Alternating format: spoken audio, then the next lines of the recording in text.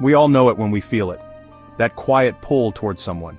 Not because they are loud or demanding or trying to sell us something shiny. It's different. It's a sense of trust, a feeling of being seen. This is the hum of genuine influence. It doesn't shout for attention, it doesn't need to. It simply is. This kind of influence invites us in. It makes us want to listen. It makes us want to engage. It feels real because it is real. True influence isn't about a fancy title or the corner office or how many followers you have. Those things can be part of the picture, sure, but they are not the heart of it. The heart of real influence is your impact on others. How do you make people feel? Do they feel valued? Do they feel understood? Do they feel inspired to be their best selves around you? That's the measure. It's about lifting others up, not holding them down. It's about contribution, not control. This power often works quietly. It's not always the person with the microphone. Sometimes it's the steady hand, the consistent supporter, the one who listens more than they speak. Genuine influence is often built in small moments, in the daily choices we make, how we show up for our colleagues, how we respond to challenges, how we treat people when no one is watching. These are the building blocks. They create a foundation of respect, a foundation that lasts. And here's the good news, this kind of influence isn't reserved for a chosen few. It's not some magical gift. It's available to every single one of us. It requires courage, yes, the courage to be vulnerable, the courage to be authentic, the courage to connect on a human level. It means choosing integrity over easy wins. It means choosing empathy over judgment. This power is within your reach. It's about deciding to lead from a place of who you truly are. Then there's the other side, the illusion of control. This often looks like power. It can be loud, it can be demanding, it uses manipulation, it relies on deceit. People who operate this way might seem strong, they might get quick results, they might climb ladders fast, but what they are building is fragile. It's based on fear, not respect. It's about managing perceptions, not fostering real connection. This isn't leadership, it's a performance. And performances eventually end. Manipulation and deceit are like building a house on sand. It might look impressive for a little while. You might even fool some people. You might even fool yourself. But when the storms come, and they always do, that foundation crumbles. Short-term gains achieved through trickery are just that, short-term. They don't last. Because trust, once broken by deceit, is incredibly hard to rebuild. It leaves a scar. It leaves a warning. People learn. They see through the facade. The cost of this approach is enormous. Think about it. When you manipulate, you erode trust, you break connections. Relationships become transactional, not transformational. People might comply out of fear or for perceived benefit, but they won't offer their best. They won't bring their creativity. They won't bring their whole hearts to the work, because they don't feel safe. They don't feel valued for who they are. They feel like pawns in someone else's game. That's a lonely way to lead, and a lonely way to live. And let's be honest, it's exhausting. Trying to keep all the stories straight, trying to maintain a false front, worrying about being found out, that takes so much energy. Energy that could be spent building something real, something lasting. Deceit is unsustainable. It drains you, it isolates you. It ultimately undermines the very control it seeks to establish. It's a dead-end street.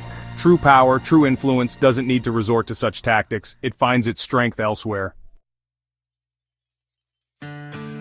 So, what does true influence look like? It starts with integrity. This is your internal compass. It's about knowing your values and living by them, even when it's hard, even when no one is looking.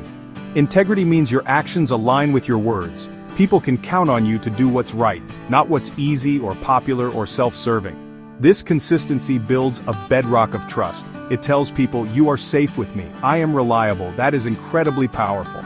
Next comes empathy. This is not sympathy, which is feeling someone. Empathy is feeling someone. It's the ability to understand and share the feelings of another, to step into their shoes, to see the world from their perspective, even if you don't agree with it. Empathy fuels connection. It says, I see you, I hear you, and what you feel matters. When people feel understood, they open up, they trust, they are willing to be vulnerable, and that's where real influence begins to grow. Then there's consistency, showing up, again and again, not just when things are good, but when they are tough, when mistakes are made, when courage is required. Consistency in your values, consistency in your empathy, consistency in your effort. This is how trust deepens. People learn they can rely on you. They see your commitment. They see you're in it for the long haul. This isn't about grand gestures. It's about the steady, everyday practice of being present and dependable. That's where the quiet strength lies. And underpinning all of this is authenticity, the courage to be imperfect, to be yourself, your whole self, messy parts and all. Authenticity means shedding the armor, dropping the pretense, and letting yourself be truly seen. It's not about being polished, it's about being real. When you are authentic, you give others permission to be authentic too. It creates a space of psychological safety, a space where true connection can flourish. This is the fertile ground for genuine, lasting influence. Think about the leaders who have truly changed the world for the better, the ones whose influence echoes through generations. They didn't achieve this through force or manipulation. They weren't driven by ego or a thirst for control. They inspired deep trust. They ignited passion. They mobilized people towards a common good. They did this by leading from a place of profound integrity. They showed us what it means to be fully human, and in doing so, they moved humanity forward. Consider Nelson Mandela. He endured decades of imprisonment, yet he emerged not with bitterness but with a vision for a united South Africa. His influence was rooted in his unwavering integrity, his profound capacity for empathy, even for his oppressors. He showed the world that forgiveness and reconciliation were possible.